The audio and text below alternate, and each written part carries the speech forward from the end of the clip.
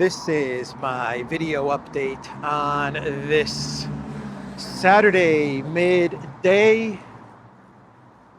June the 22nd. Let's talk about some news. And let's start things off with Nigel Farage giving an interview to the BBC saying that the West provoked Russia into the conflict in Ukraine. And the UK mainstream media and the establishment political class in the West, they are having an absolute meltdown over Farage's statements. This is a big deal. This is a very, very big deal. 2 days ago, you had Trump giving an interview to the All In podcast, and he answered a question on Ukraine from David Sachs, and Trump went on to say that the conflict in Ukraine was provoked. That's pretty much what Trump said. Biden kept on pushing NATO East. He kept on talking about how Ukraine would enter NATO, and this provoked Russia. That is what Trump told David Sachs from the All In podcast. And the next day, you have Farage giving an interview to the BBC and just coming out and saying it. This was a provoked conflict. This is a huge narrative shift.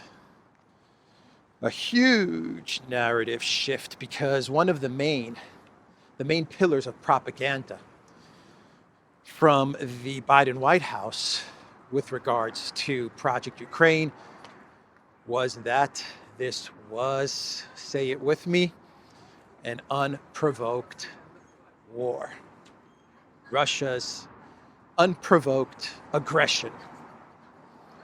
This is one of, if not the main narrative connected to Project Ukraine. 1 second, music. I'm going to turn everything down.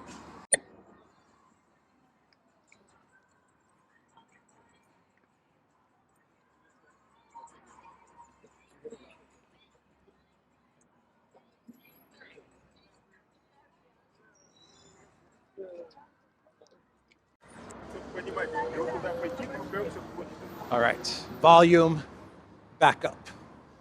Okay, so what was I saying? Yeah, the main pillar of propaganda for Project Ukraine from the Biden White House was that this was unprovoked Russian aggression.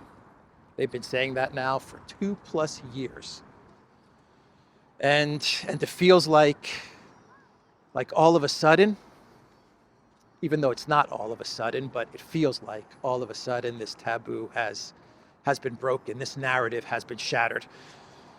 Whether you like Trump, hate Trump, whether you like Farage, hate Farage, these are big names. These are big leaders. The main opposition candidates for the United States and for the UK. And they're surging in the polls. And here they are coming out and saying this was provoked. It's a very big deal. That's why the collective West media and the globalist political class is freaking out.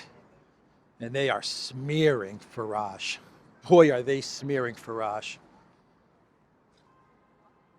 They're saying that he's always been a Kremlin puppet, and he's always been soft on Russia, and he's always had a liking towards Russia, and all kinds of stuff like that. The EU Parliament guy, what's his name? Guy Verhofstadt. He said that Farage, from his EU Parliament days, he's always had a liking towards the Kremlin and towards Russia. So they're really trying to smear Farage right now. But Farage put out a tweet after the BBC interview, and Farage said, look, I'm on record going many, many years back, even before the conflict started, that you can't provoke Russia. You can't be antagonistic towards Russia. I'll try to noise gate that music. I'll try to noise gate it. Let's see, a lot of music here at the cafes. This is going to be a tough editing job. So, yeah, Farage said that that he's on record for saying that he was against Russia's invasion of Ukraine, but he's also on record saying that NATO's expansion eastwards was a huge mistake. He put out a tweet saying that.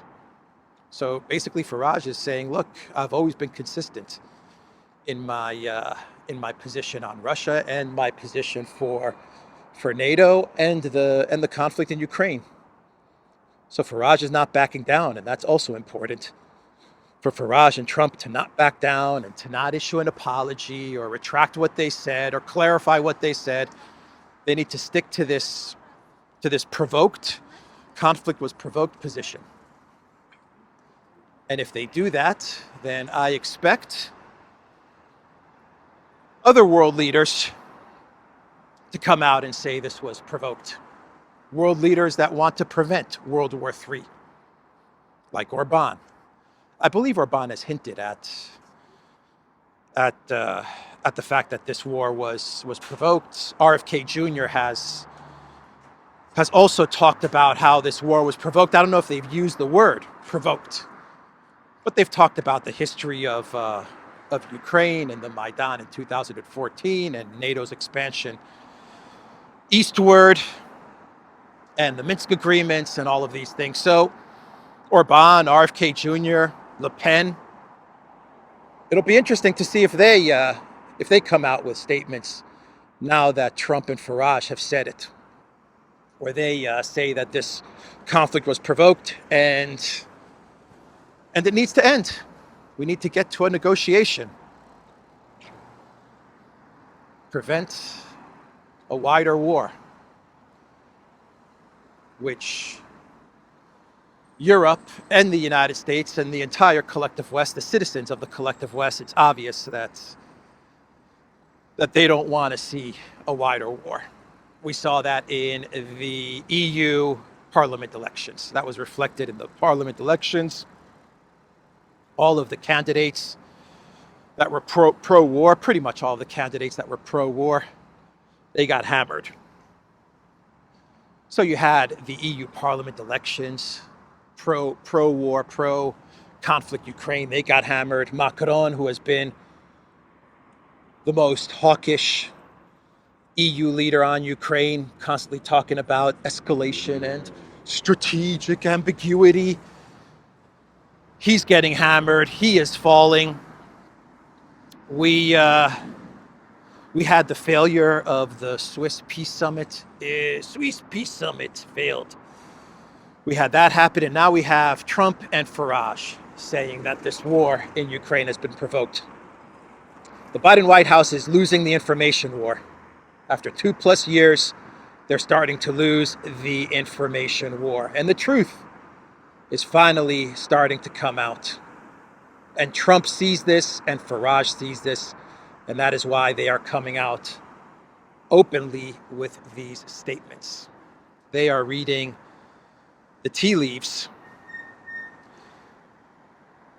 So let's now talk about a rumor, and this is just a rumor, that Syrsky, the military commander, let's cross actually. Wait, I want to cross over that way. Let me think.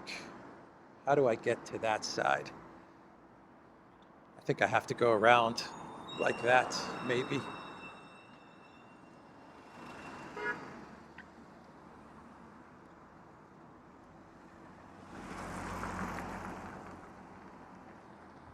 Yeah, I'm going to go under the other side and then make my way around. I think that's the only way over.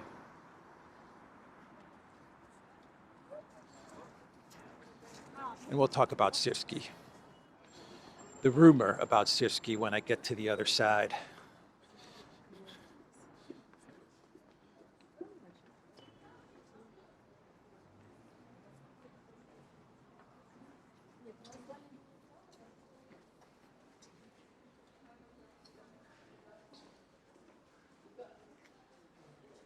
Oh no, I could cross over this way. Oh, very good.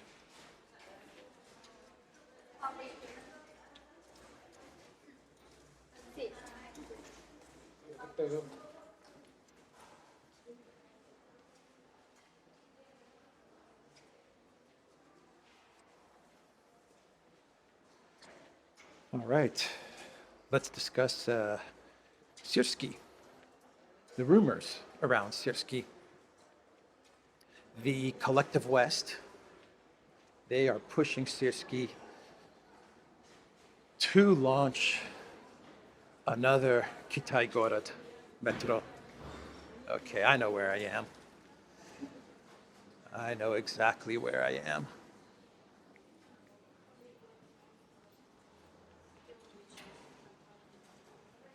Oh, closed off. I don't.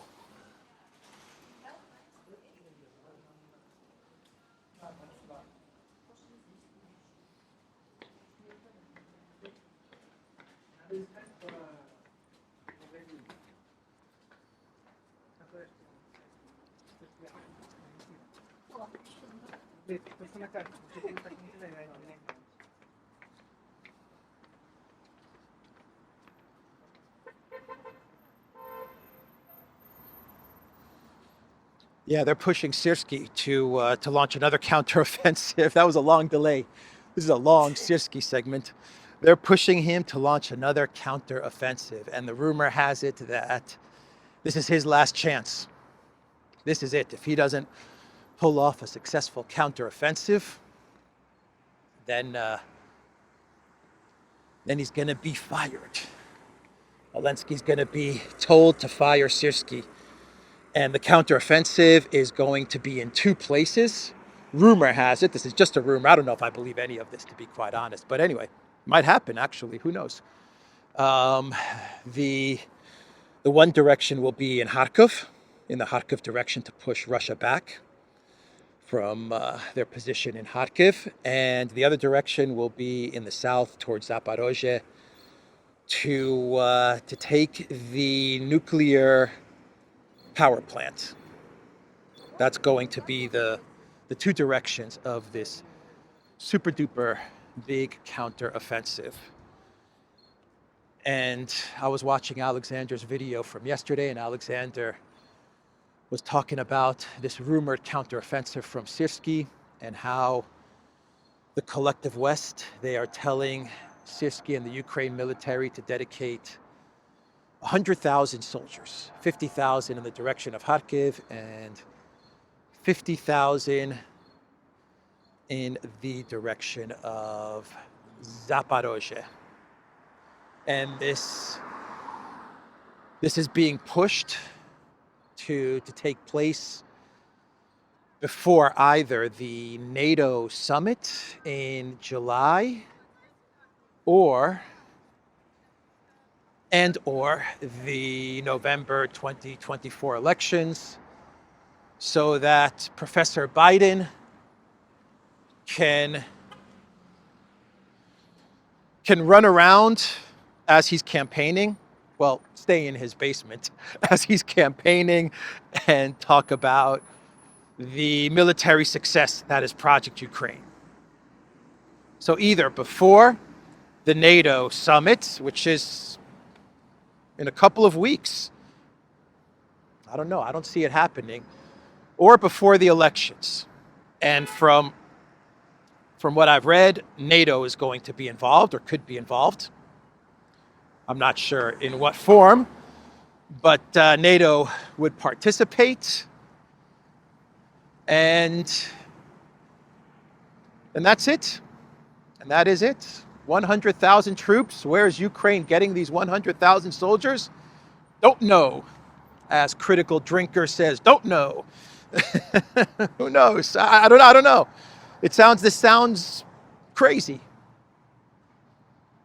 Definitely before the NATO summit in July, this sounds impossible. But yeah, that's the word. That's the rumor on the street. If this does happen, then that's it. That's Ukraine's final throw. The war is over if this does happen, and if they do allocate 100,000 soldiers into this new counteroffensive and it fails, then I imagine it's over. That would be my guess. But the New York Times, they put out an article talking about how Ukrainian military-aged men, which I guess is now, 18 to 60 years old, I guess, they're hiding out. They are hiding out. They're afraid to go onto the streets. They're afraid to go shopping because they're going to get thrown in a van and sent to the front lines. This is the New York Times reporting on this.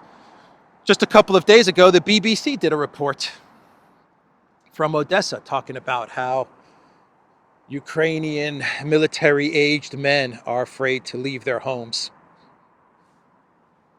We're getting news that the Zelensky regime is training women to drive trucks because they have a shortage of truck drivers.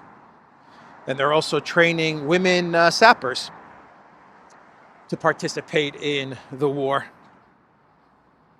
We also have news from the Ukraine Foreign Ministry that talks are progressing with the European Union in order to get the Ukrainian migrants, asylum seekers, migrants in the EU back to Ukraine. Everybody that has fled to the European Union, they want to get as many men back so that they can send them to the front lines. How are they going to pull off 100,000 troops, 50K in one direction and 50K in another, to launch a super duper counteroffensive in a couple of weeks or a couple of months? I don't know.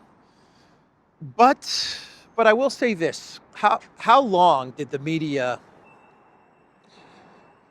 talk about the counteroffensive, the 2023 spring-summer counteroffensive that Russia defeated? That lasted for how long in the media spin cycle? That was like, 3 months that they were talking about that, and they were presenting it as a stalemate. They were talking about it. First, it was going to be a Ukraine victory. Then it changed to a slow advance. Then it changed to a stalemate. They were talking about that for 3-4 months.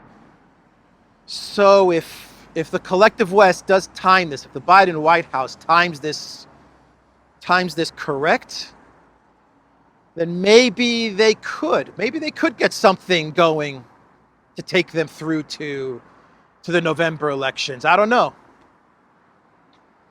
So that is the story about Syrsky and a counter-offensive, another super duper counter-offensive. And let's now discuss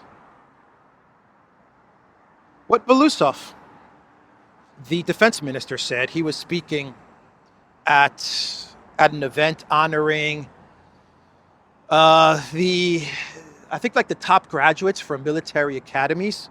So Belousov, he was speaking at this event. Putin also spoke at this event, by the way. And he said that, let's go up this way, actually. He said that Russia has the initiative across the entire front line, and the Russian military is consistently degrading Ukraine's combat potential. Consistently degrading the combat potential of the Ukraine military, the war of attrition. The Russian Ministry of Defense, the Putin administration, they consistently and constantly talk about what they're doing in Ukraine, that this is a war of attrition, and they're grinding down and degrading the Ukraine military, but the collective West, the media, and the leadership and the political class of the collective West refuse to believe this. They refuse to talk about what Russia is doing, even though Russia is saying what they're doing. They're saying it openly. This is what we're doing. This is what we're doing. The collective West doesn't want to talk about it. They don't want to talk about it. All they're talking about is territory. Who's getting more territory? Who's capturing more territory? That's all they want to talk about. The Russian Ministry of Defense also said that the total losses of Ukraine over the past week have amounted to, get this number, this is horrific. This is absolutely horrific. 13,710. This is according to the Russian Ministry of Defense. Those are the losses over 1 week.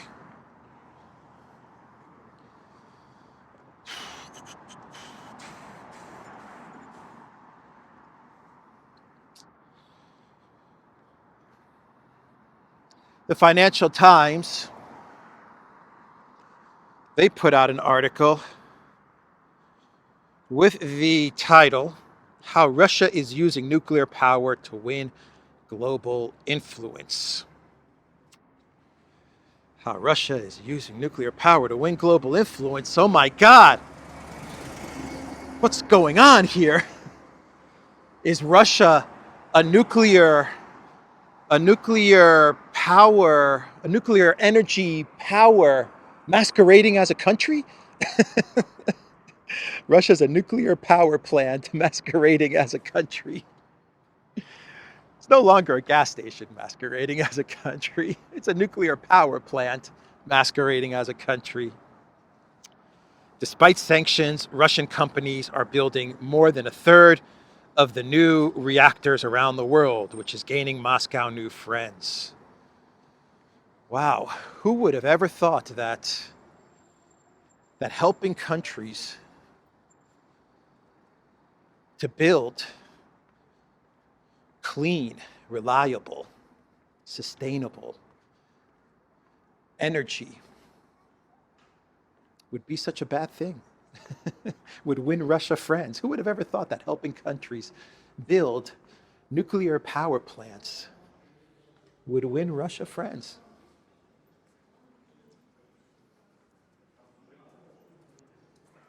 So that's the Financial Times, everybody.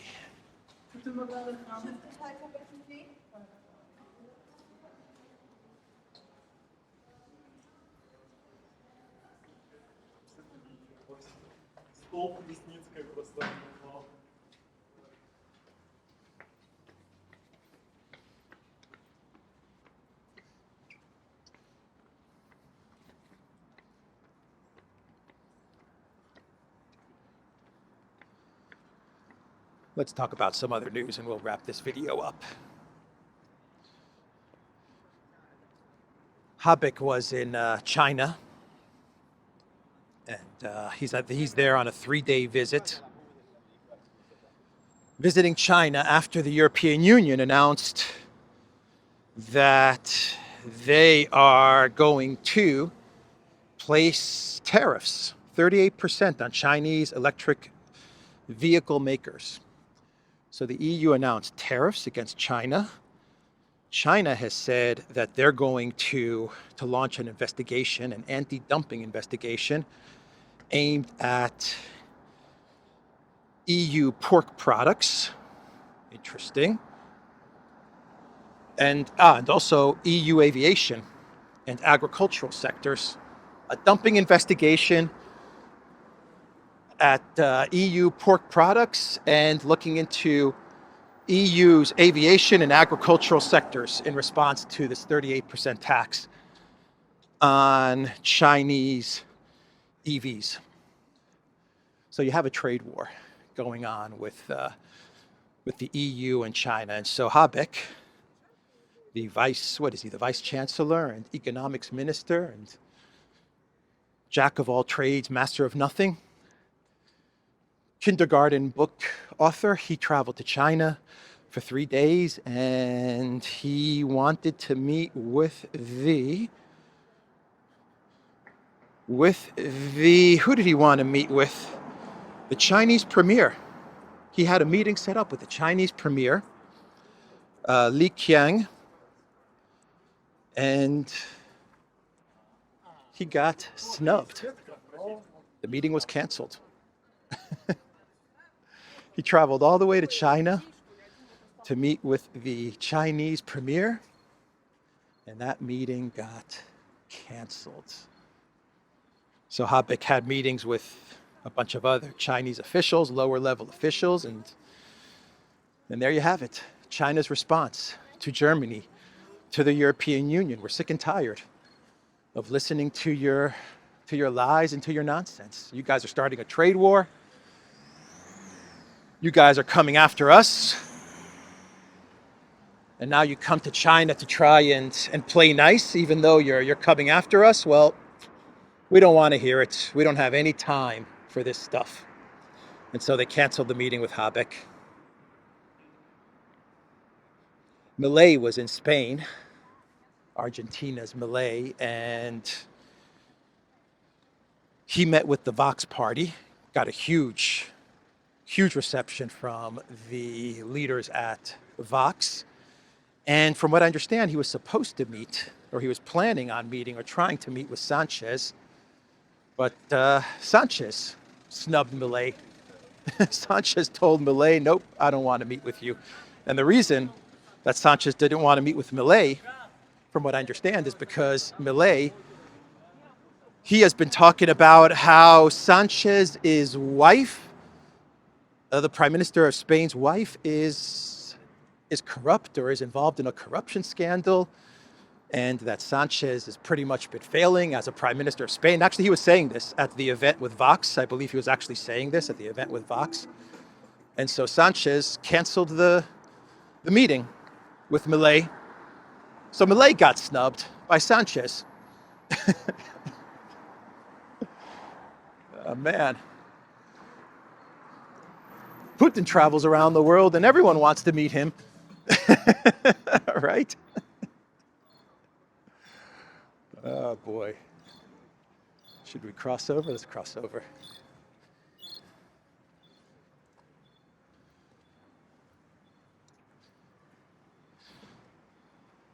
So let's do a clown world. I think I'm already in kind of clown world territory, actually. Do I have any more stories to talk about?